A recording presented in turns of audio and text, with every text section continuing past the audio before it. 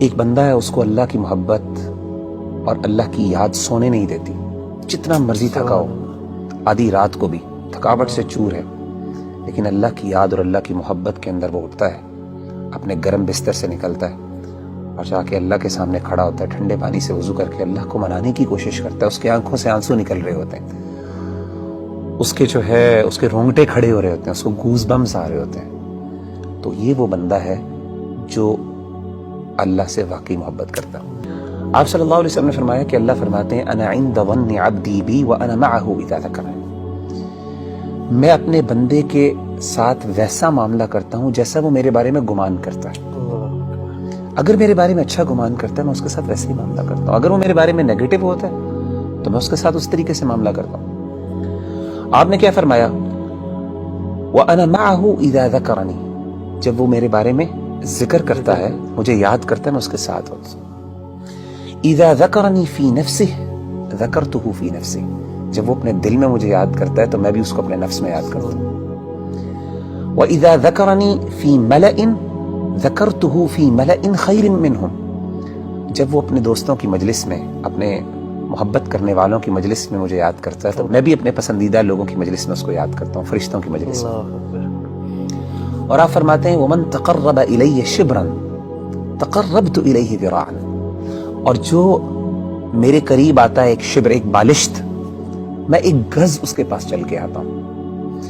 وَمَن تَقَرَّبَ إِلَيَّ ذِرَاعًا تَقَرَّبْتُ إِلَيْهِ بَاعًا، جو ایک گز میرے پاس آتا ہے میں 2 گز اس کے پاس جاتا ہوں۔ وَمَنْ أَتَانِي يَمْشِي أَتَيْتُهُ هَرْوَلَةً، جو چل کے میرے پاس آتا ہے میں اس کے پاس دوڑ کے جاتا ہوں۔ سبحان اللہ،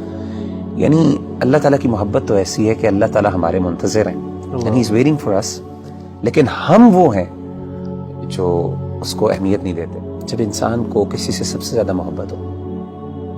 تو انسان، ہم کیسے ڈٹرمن کرتے ہیں کہ اس کو اس سے محبت ہے؟ یاد، وہ ہر بات میں اس کی یاد کرتا ہے، اس کو اس کا مینشن کرتے ہیں، ہر چیز کی مثال دیتے ہیں، ہر بار اس کی ایگزامپل دیتا ہے۔ جب آپ دیکھیں ماں باپ اپنے بچوں کی جب محبت کرتے ہیں تو ہر بات میں میرا بچہ یہ کرتا ہے، میرا وہ کرتا ہے،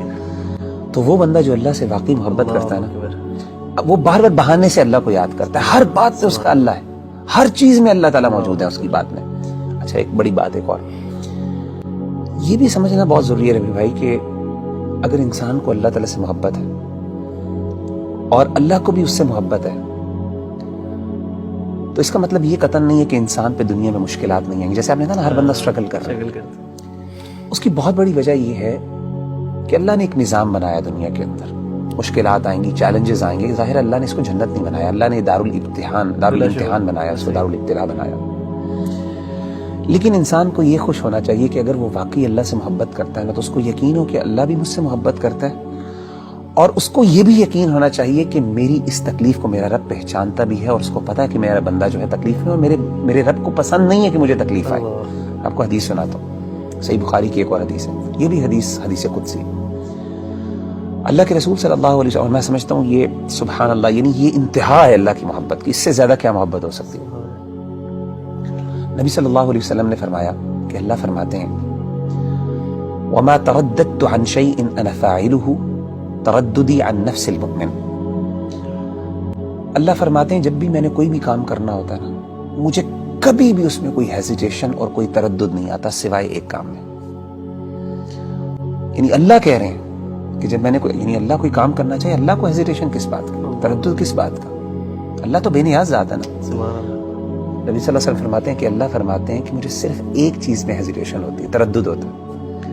اور وہ اپنے مومن بندے کی جان لیتے ہوئے۔ کیوں؟ فرمائے یکرہ الموت وانا اکرہ مساءتہ، اس کو موت ناپسند ہے اور مجھے اچھا نہیں لگتا کہ میں اس کو تکلیف دوں۔ اللہ اکبر۔ تو یعنی اللہ تو وہ ہے کہ تکلیف تو آتی ہے، لیکن اصل بات ہے کہ انسان کو جب یہ فیل ہو جائے نا کہ میرے اللہ کو پتا ہے کہ مجھے تکلیف آ رہی ہے اور اللہ کو یہ اچھا نہیں لگ رہا، تو میں کہتا ہوں اس سے بڑی بات کیا